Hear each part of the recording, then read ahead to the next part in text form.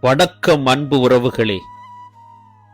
வாழ்வதும் மனிதனாலே, இந்த உலகம் அழிவதும் மனிதனாலே அப்படின்னு ஆகிப்போச்சு. இன்னைக்கு சந்தையில வர காய்கறிகளை வாங்கி நம்மளால சாப்பிட முடியல. ஏன்னா எல்லாத்துலயும் மருந்து அடிச்சு கசக்குது. வெள்ளரிக்காய் கசக்குது, கேரட்டு கசக்குது, பீட்ரூட் கசக்குது, எல்லா காய்களும் கசக்குது. இங்க சைனாக்காரன் என்ன பண்றான் பாருங்க, காய்கறியை உற்பத்தி பண்றான். அதுவும் எப்படி? கெமிக்கல்ல காய்கறியை உற்பத்தி பண்ணி மனித இனத்திற்கு இவன் கொடுக்கும்போது இந்த மனித இனம் என்ன ஆகும்? அழிந்துதான் போகும்.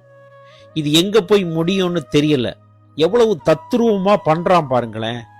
இவன் பண்ணி கடைசியில முடியும் போது உங்களுக்கு தெரியும் இது என்ன காயின்னு. இது கோஸ். அவன் தயாரிக்கிறது கோஸ்.